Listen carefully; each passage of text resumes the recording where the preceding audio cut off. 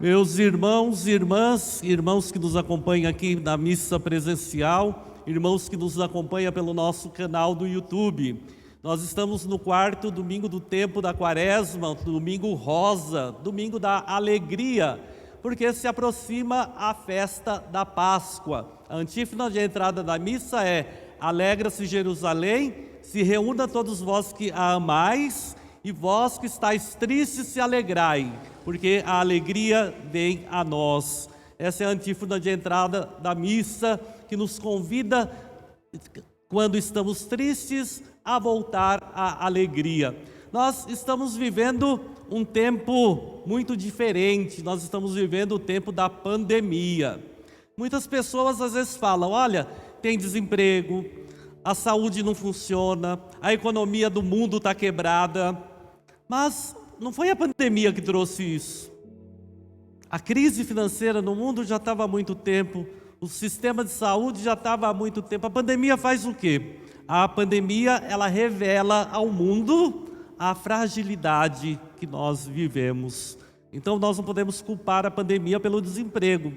Já havia desemprego. Não podemos culpar a pandemia porque não há leitos, porque já não havia leitos. Isso no mundo todo. Então nós vemos que o homem, ele escolhe os projetos dele. E nós vemos no tempo de pandemia quanta corrupção, compra de vacina, quanto dinheiro, quanta cachorrada por trás de uma política onde enterra mais de 14 mil pessoas em um mês no estado. 297 milhões no Brasil. E nós vemos corrupção, nós vemos os poderosos se movimentando, não porque amam o povo.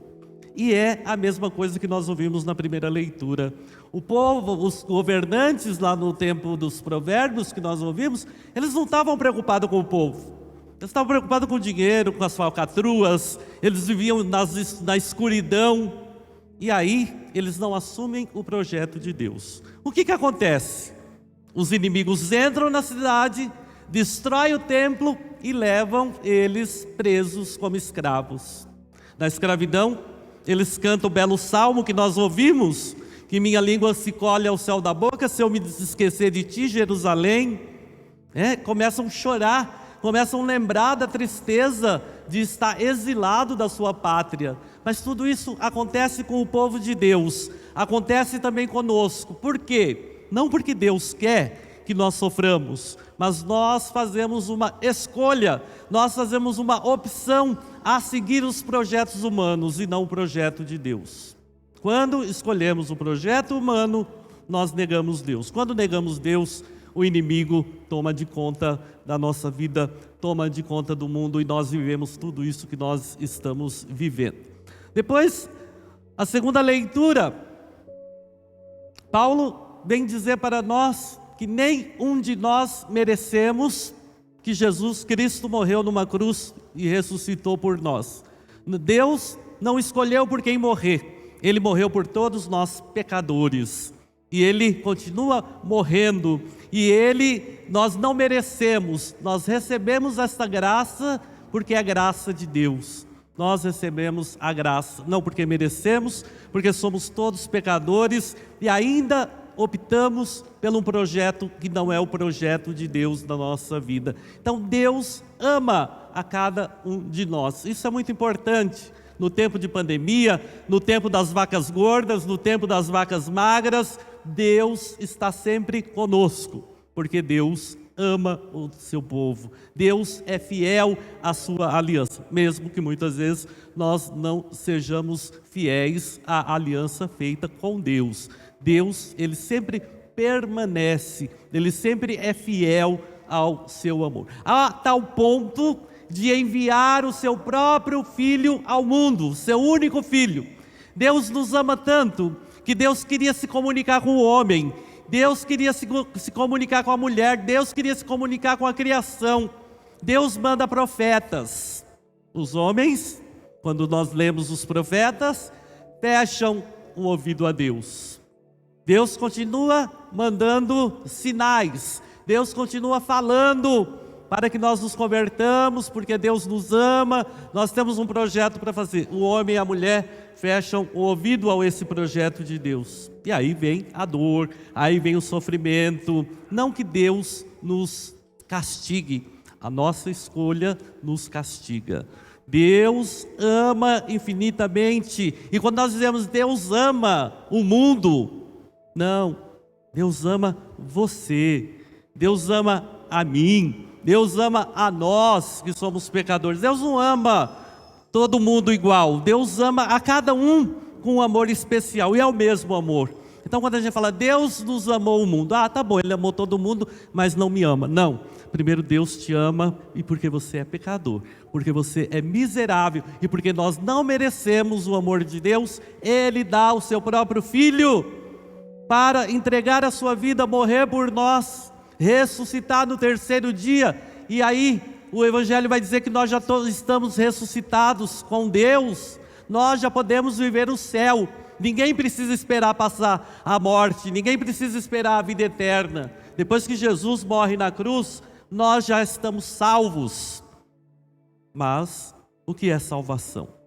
É aceitar o projeto de Deus na nossa vida. E muitas vezes nós não aceitamos. E aí precisa nascer do alto. Nós vemos o diálogo de Jesus com Nicodemos.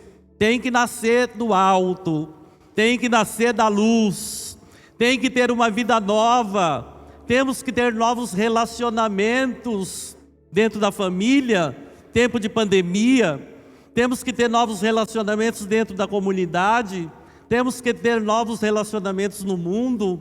Não podemos fazer falcatruas, não podemos maquinar o mal contra as pessoas, não podemos tirar o direito das pessoas terem comida, terem emprego, terem casa, porque nós pertencemos à luz, e isso é nascer do alto. Não é que vai ter que nascer de novo, nós precisamos nos converter, nós precisamos aceitar a vida nova que nós já recebemos de Deus. Então é essa mensagem que a palavra de Deus traz para nós no dia de hoje, num dia de alegria. Eu comentava com o Devair, né? Hoje é domingo da alegria. Que alegria nós temos no mundo hoje? Que alegria nós temos nesse domingo para celebrar, né? Estamos aí no tempo de, como é o nome? Emergencial. Vamos ter que fazer um lockdown aí para ver se a gente segura um pouco esse vírus, se cai um pouco os doentes.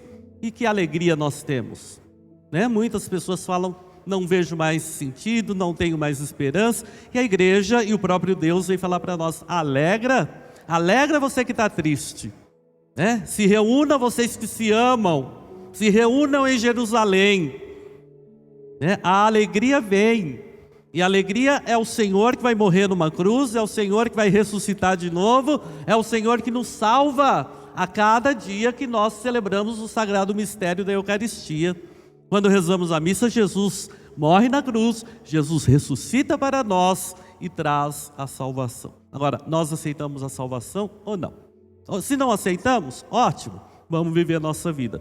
Se aceitamos, ótimo, converta-se, mude de vida, nasça do alto, crie novos relacionamentos, não julgue, não condene, não menospreze as pessoas, seja sinal de Deus. Então, o tempo da quaresma, desde o primeiro domingo, desde a quarta-feira de cinzas, vem dizendo para nós temos que aceitar o projeto de Deus, nós temos que mudar a nossa vida, nós temos que dizer sim a Deus, né? E o que quer dizer sim? Hoje estamos aí no tempo da quaresma, tempo de confessar, né? Por causa da pandemia também não dá nem para a gente se confessar. Mas o Papa faz uma reflexão sobre a confissão. Claro, a confissão é um sacramento, né? A gente tem que ir ao padre, procurar o padre, relatar nossos pecados, se arrepender e mudar de vida. Só que nós estamos tão acostumados a isso, que a gente senta lá, padre, reza 3 Ave Maria, um Pai Nosso, uma Ave Maria e vai embora.